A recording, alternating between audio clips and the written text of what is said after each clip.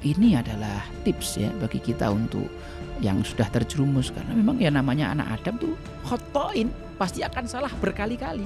Kalau khotik salahnya sekali, khoto itu salahnya berkali-kali.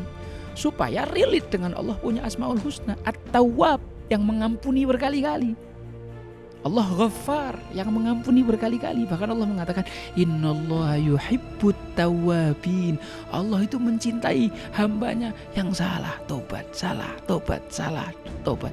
Sebanyak apapun salahmu, Allah pasti akan membukakan tangannya untuk menerima pertaubatan kita. Bahkan dikatakan dalam surat Al-Furqan, illa man taaba wa amana wa amila amalan shalihan faulaika yubaddilullahu sayyiatihim hasanat. Siapa yang bertaubat dengan taubatan nasuha, lalu mempelajari terus ilmunya, mengokohkan ilmunya, lalu mengamalkan ilmunya, maka Allah mengkonvert gunungan dosa itu menjadi gunungan kebaikan.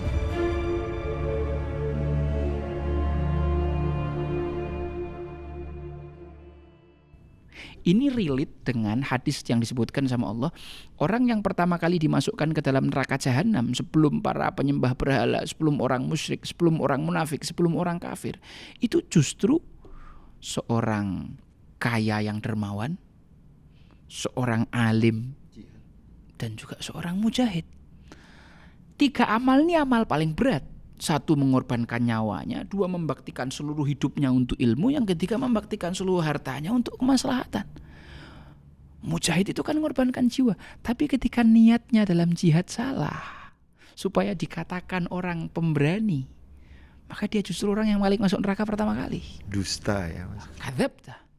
Innama tuqatilu tuqal. Jadi kau cuma biar dibilang pendekar, dan kau belajar supaya kau dikatakan alim. Kau baca Quranmu bagus supaya kau dipuji korek.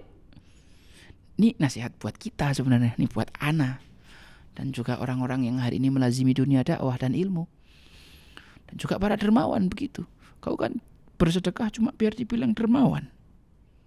Nah ini bahaya nih. Dan ini bukan untuk ngata-ngatai orang atau ngejudge orang. Ini hadis ini bukan untuk ngejudge orang, tapi untuk menasehati dan melihat diri kita sendiri. Nah gitu kurang lebih, artinya nanti kalau pingin detail, lengkap, mempelajari tentang penyakit hati dan obatnya, ada di dalam ilmu tasawuf yang ana nasihatkan, penting memilih guru yang tepat. Oke Ustaz. Kalau misalkan tadi ya, menariknya saya ngambil di sini adalah antitesis ini berarti itu harus diawali dengan niat, Ustaz. Yes, betul. Semua dengan niat. Karena kalau misalkan tanpa niat akan berbeda ceritanya, Ustaz. Yes. Contoh saya pernah dapat dari sirah perang Uhud. Ada salah satu namanya sahabat Nabi namanya Qotsman. Qotsman ini dia adalah Qotsman ini tuh seperti layaknya badannya seperti Umar bin Khattab, gede. Dia kalau nggak salah tuh ada yang mengatakan 1:8 atau 1:7 atau 1:8. Anggaplah 1:8. Jadi satu orang bisa ngelahkan 8 orang. Dan dia emang benar-benar besar, gagah, emang ahli perang lah gitu. Nah sewaktu-waktu sebelum perang Uhud itu terjadi, Qotsman ini nggak ngikut. Yang semuanya udah pada siap-siap di Uhud gitu ya. Qotsman sih masih di kemahnya gitu ya. Terus akhirnya diledekin sama perempuan di situ. Badan lu, bahasanya gini ya, badan lu doang gede gitu. Ya. Nyali lu nggak ada tuh, orang-orang udah pada perang, lu ngapain di sini, ngedon di sini segala macem gitu. Akhirnya saking dia sering dibully ini sama perempuan-perempuan ini, akhirnya diambil pakaian perangnya, dia langsung bergegas. Ketika pertempuran itu sedang sengit, dia langsung masuk, nerobos gitu kan ke dalam perang itu, dia habisin semua, dia ambil itu bendera kan, kalau dulu kan perang kalau siapa yang megang bendera siapa menang gitu. Singkat cerita, meninggal. Yang dimana akhirnya ketika meninggal, Rasulullah nanya siapa aja yang meninggal gitu. Akhirnya dicarilah itu. Taunya si fulan, taunya di Qotsman ini. Solo Qotsman ini luar biasa bertarungnya. Dia matinya syahid. Terus Rasulullah bilang, ya, dia nggak mati syahid. Gua benar. Iya kan? Dia adalah panglima perang di neraka, kata gitu. Kenapa ya Rasulullah gitu kan? Karena dia nggak mempunyai niat. Yang pertama niatnya itu bukan karena Allah, karena Madinah, karena dibully, karena nggak enak.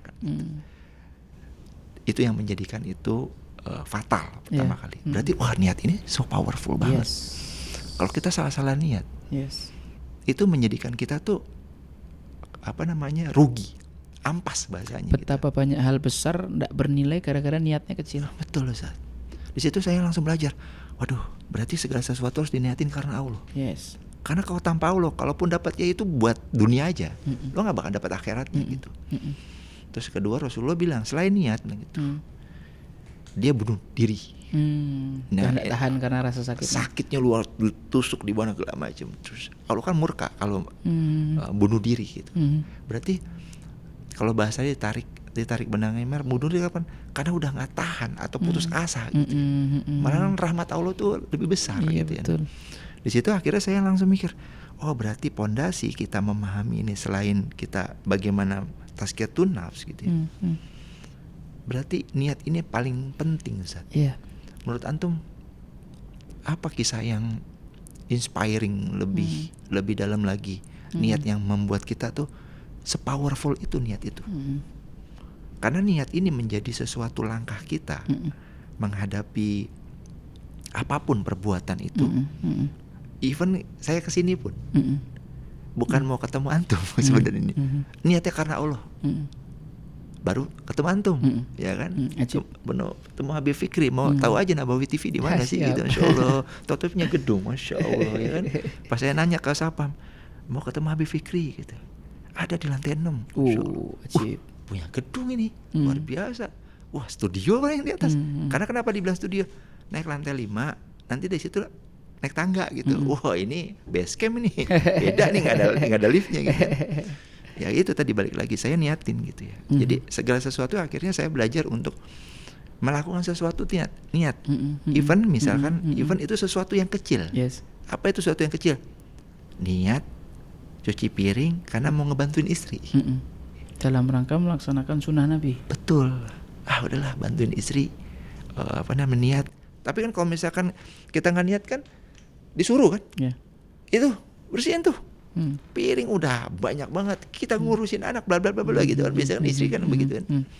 Terus kan kita kan dumel dong. Aduh ini capek, lelah gitu kan, nggak dapat apa-apa pula gitu kan. Tapi kalau misalkan kita niatin ya udah bantu istri gitu kan, kita dapat pahalanya, terus kita juga dapat istri juga lebih happy dibantu sama suami gitu. Nah maka itu saya ngelihat yang saya pelajarin niat ini jangan dianggap remeh gitu. Menurut antum gimana Ustaz? Perihal niat ini Ustaz? Iya, jadi masalah niat ini sebagaimana Nabi katakan kan innamal a'malu binniyat. Semua amal tergantung niatnya. Wa innamal likulli imri'in ma nawa. Orang mendapatkan apa tergantung niatnya. Dan hadis ini kan disampaikan sama Nabi ada sababul wurudnya. Sebab Nabi mengatakan itu karena ada seorang sahabat yang hijrah ke Madinah tujuannya untuk ngejar cewek. Ada orang yang melaksanakan hijrah karena melaksanakan perintah Nabi. Dia sebenarnya nggak tertarik hijrah ke Madinah, cuma karena cewek yang dia incer itu hijrah duluan ke Madinah, dia hijrah untuk ngejar itu cewek. Maka dia disebut muhajir Ummu Qais. Faman kanat hijratuhu ilallah wa rasulih fa hijratuhu ilallah wa rasulih. Siapa yang hijrahnya untuk Allah dan Rasulnya, dia dapat pahala dari Allah dan Rasulnya. Dan barang siapa yang hijratuhu lidunya yusibuha awim ro'atin yang kihuha aw yatazawwajuha fa hijratuhu ila ma hajara ilaih. Nah yang hijrahnya karena ngejar cewek dan dunia, ya dia tidak dapat apa-apa kecuali apa yang dia niatkan. Nah dalam urusan ini tadi antum nanya apa sih kisah yang bagi antum sangat powerful tentang niat. Ada dua kisah menurut ana yang sangat membekas di hati ana tentang niat ya. Karena memang niat yang baik ini adalah pangkal segala kebaikan. Nanti kita bisa lebih bersyukur, kita bisa menjadi pribadi yang tawadhu ya. Karena kita tahu niat kita beramal semuanya karena Allah. Ada seorang tukang sol sepatu. 32 tahun dia nabung untuk berangkat haji. Setelah terkumpul dana. True story Ustaz? True story. Yes, true story. Dia berjalan, di tengah jalan melihat seorang wanita sedang bongkar tempat sampah. Kemudian dia nemu bangkai. Ditanyalah sama si tukang sol sepatu, loh, antum ini bangkai buat apa? Kata si perempuan, ini halal buat kami dan anak yatim kami karena kami 3 hari tidak makan. Sedangkan haram buat kamu karena kamu tidak terdesak. Hurimat alaikumul maitah, kecuali faman iturra ghaira baghin wala adin fala itsma alaihi. Kalau yang tidak terdesak ya haram, kalau terdesak kayak kami tidak ada masalah. Akhirnya semua uang yang dikumpulkan selama 32 tahun untuk haji dikasihkan ke perempuan itu. Ini buat kamu, silahkan hidup dengan lebih layak, minta izin aku minta sedikit buat ongkos pulang. Di musim haji tahun itu Sayyidina Abdullah bin Mubarak sedang wukuf di Arafah, ketiduran. Dalam tidurnya beliau mimpi. Di dalam mimpi itu ada suara, semua yang haji tahun ini tidak ada satupun yang mabrur. Tapi karena hajinya satu orang, maka semua yang haji tahun ini dinilai mabrur oleh Allah Subhanahu wa taala. Oleh karena hajinya seorang tukang sol sepatu dari Yaman, maka pulang dari haji, ndak pulang ke rumah, beliau langsung ke Yaman nyari orang ini. Emang ente ngamalin apa ketika haji? Anda ini siapa? Saya Abdullah bin Mubarak. Semua orang tahu Abdullah bin Mubarak, orang alim, orang dai, beliau orang kaya, orang dermawan, beliau mujahid. Saya ndak haji kok. Loh, kamu jangan bohong. Saya mimpi begini. Itu kamu. Akhirnya setelah dipaksa-paksa dia ngaku, saya itu uangnya saya berikan kepada si perempuan itu. Oh, beliau paham.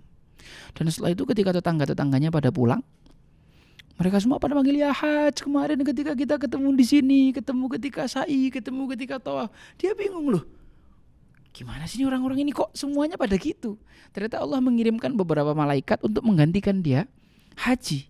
Dan gara-gara haji dia yang tidak jadi itu, semua yang haji jadi mabrur. Itulah kekuatan niat. Makanya Guru Al-Fakir Ustaz Alwi bin Ali Al-Habsyi menasihatkan, wasi'u nawayakum fa innaha matayakum. Luaskan niat kamu karena itu kendaraan kamu. Ada orang di hari kiamat yang menerima buku itu, buku catatan amal tebal sekali, ada pahala haji, pahala umroh, pahala zakat, pahala sedekah. Dia tanya sama Allah, ya Allah, saya ini orang miskin. Ketika di dunia tidak satu pun yang ditulis di buku ini saya amalkan. Dari mana ada catatan ini? Kata Allah, li'annaka tanwihi, karena kamu meniatkan wahai hambaku. Ada tetangganya pulang umroh, ya Allah, kalau aku punya rezeki pingin umroh kayak dia.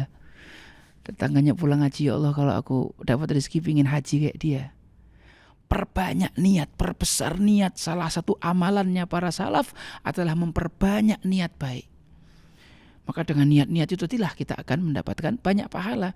Dan di antara juga yang selalu menjadi inspirasi ana adalah hadis dari Rasulullah. Ana dengar langsung dari guru yang mulia Al-Habib Umar bin Muhammad bin Salim bin Hafid. Beliau mengatakan, maka nalillahi dama wattasol wa maka nali ghairillahi qata'awan fasol. Semua yang dimulai karena Allah pasti langgeng dan berkesinambungan. Semua yang bukan karena Allah pasti hancur berantakan. Kita ambil contoh Kiai Haji Ahmad Dahlan sampai jual perkakas rumahnya untuk nggaji guru Muhammadiyah. Hari ini 7.600 lebih lembaga pendidikan.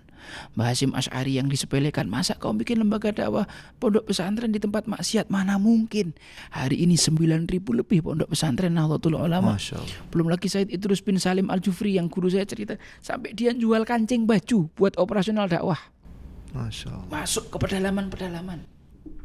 Hari ini 1.600 lebih cabang Al-Khairat. Maksudnya walaupun beliau telah mati, meninggal dunia, pindah ke alam barzakh, Allah jaga amalnya. Semoga niatnya kita duduk di sini adalah niat-niat yang baik. Amin. Sehingga apa yang kita diskusikan di sini bukan berhenti di kita, tapi ditindaklanjuti orang yang lebih pintar daripada kita, yang lebih alim daripada kita, lebih kuat daripada kita, lebih jujur daripada kita, lebih sungguh-sungguh daripada kita, untuk diterapkan dalam amalan yang lebih luar biasa, memberikan maslahat sebanyak mungkin untuk umatnya Nabi, dan menjadi peredam huru hara akhir zaman ini. Wallahu a'lam. Ustaz, menarik Ustaz. Cerita antum perjalanan niat itu inspiring banget ya. Tapi ada pertanyaan yang tadi kita belum selesaikan Ustaz. Oke, apa tuh? Pertanyaan ini gimana caranya ketika kita sudah terjebak dalam arusnya narasinya si Dajjal. Bagaimana keluar dari situ? Dan yang kedua, gimana supaya kita jangan sampai kemakan. Kita harus punya shield. Apa yang harus kita kira-kira apa sih tipsnya lah yang paling simpel yang mungkin bisa diterjemahkan seperti layaknya cerita. Mungkin ada cerita di Shiro atau Siman yang bisa anto story gitu ya, yang membuat kita keren juga ya bagaimana cerita ini bisa memberikan kita tuh gambaran untuk penjagaan itu. Gimana Sat? Anak kasih tip ringkas sedikit, sebenarnya banyak, cuma kita ambil beberapa aja. Kita manusia tempatnya salah. Kita terjerumus dalam kemaksiatan baik yang zahir ataupun batin. Sedangkan rumus taubat itu pasti selalunya 4 yang disepakati para ulama ya. 1, menyesal. Mengakui kesalahan. Gak apa-apa kamu menyesal, gak apa-apa kamu salah. Bukan berarti kamu membiarkan dirimu untuk salah, tapi kalau kamu udah terlanjur salah, terimalah fakta itu, tapi sesalilah. The first thing, sesalilah. Karena ini pintu pertama untuk keluar dari kesalahan ini. Karena kalau kau tidak menyesal, tidak ada gunanya kau baca Rabbana Dzalamna. Yang kedua, kamu bertekad tidak akan mengulangi lagi. Ada kemauan kuat. Walaupun toh nanti jatuh lagi, tobat lagi, jatuh lagi, tobat lagi. Tapi berusahalah, at least try to not do that gitu lagi. Kau berusahalah untuk jangan terjebak lagi.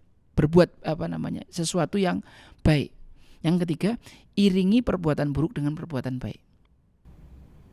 Dan kalau itu ada kaitannya soal anak Adam, maka diselesaikan dengan minta ridhonya. Dan ini semua dilakukan dengan hati yang yakin bahwa Allah mengampuni, dan kita hilangkan semua perasaan putus asa. Roja ya Ustaz ya? Yes. Jadi ini adalah tips ya bagi kita untuk yang sudah terjerumus. Karena memang ya namanya anak Adam tuh khotoin, pasti akan salah berkali-kali. Kalau khotik salahnya sekali, khoto itu salahnya berkali-kali.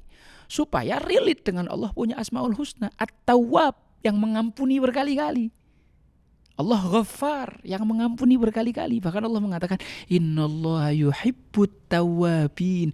Allah itu mencintai hambanya yang salah tobat, salah tobat, salah tobat. Sebanyak apapun salahmu, Allah pasti akan membukakan tangannya untuk menerima pertaubatan kita. Bahkan dikatakan dalam surat Al-Furqan, illa man taba wa amana wa amila amalan shaliha fa ulaika yubaddilullahu sayyiatihim hasanat. Siapa yang bertaubat dengan taubatan nasuha, lalu mempelajari terus ilmunya, mengokohkan ilmunya, lalu mengamalkan ilmunya, maka Allah mengkonvert gunungan dosa itu menjadi gunungan kebaikan.